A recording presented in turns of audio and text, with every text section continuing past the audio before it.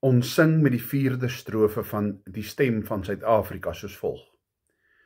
Op U almag vas vertrouend het ons Vader gebou, skenk ons die krag, o Here, om te handhaaf en te hou, dat die erwe van ons Vader vir ons kinders erwe bly, knegte van die Allerhoogste teen die hele wêreld vry.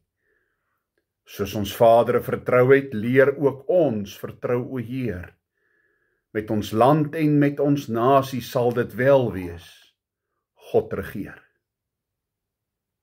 Weet ons nog werklik wat dit beteken om op God se almag te vertrou? Ken ons kinders en kleinkinders hierdie gebed? Ken ons dit nog? Dis tog immers die boodskap van geloftedag, nie waar nie? En daarom die vraag, leef ons nog regtig die ware boodskap van geloftedag? Betaal ons nog ons geloftes, soos ons lees in Prediker 5 vers 3. As jy 'n gelofte aan God gedoen het, stel nie uit om dit te betaal nie, want daar is geen welgevalle in dwaase nie. Betaal wat jy beloof. Het dit nie reeds tyd geword om in nederige verootmoediging voor die almagtige God stil te word en te buig nie?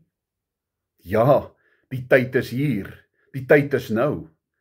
Begin by die erkenning en hou van ons volk se geloftes. Leer dit vir en skerp dit by jou kinders en kleinkinders in, dat hulle met ons daarin sal deel ook in die opkomende geslagte. Maak die onderneming soos Joshua, ek en my huis, ons sal die Here dien. En daarom 'n baie belangrike vraag om oor na te dink. Wat van die toekoms?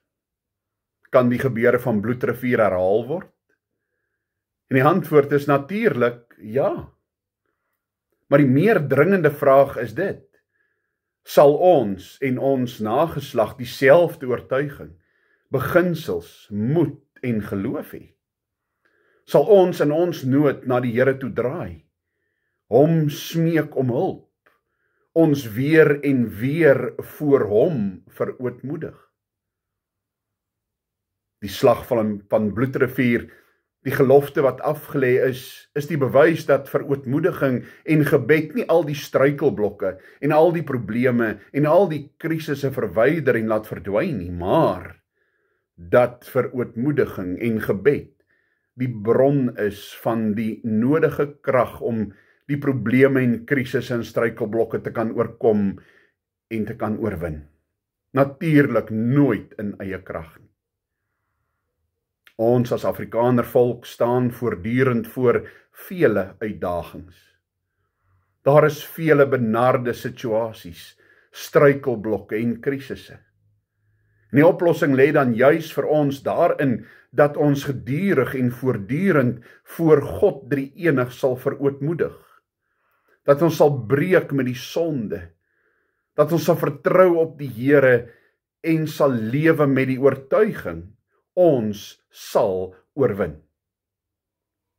Ons kan, ons moet dus sing, op U almag vas vertrouend, het ons Vader gebou, skenk ons die krag, o Here, om te handhaaf en te hou, dat die erwe van ons Vader vir ons kinders erwe bly, knegte van die Allerhoogste teen die hele wêreld vry. Soos ons Vader vertrou het, leer ook ons vertrou, o Heer, met ons land en met ons nasie sal dit wel wees, God regeer. Ek hou in die voor die gelofte van 16 Desember 1838, soos opgestel deur Sarel Silje en amptelik in Afrikaans vertaal deur die FAK. Hier staan ons voor die heilige God van hemel en aarde, om 'n gelofte aan hom te doen, dat, as hy ons sal beskerm en ons vyand in ons hand sal gee, ons die dag en datum elke jaar as 'n dankdag, soos 'n Sabbat sal deurbring, en dat ons 'n huis tot sy eer sal oprig waar dit hom behaag, en dat ons ook aan ons kinders sal sê, dat hulle met ons daarin moet deel tot nagedagtenis ook vir die opkomende geslagte, want die eer van sy naam sal verheerlik word, deur die roem en die eer van oorwinning aan hom te gee. Ek dank U.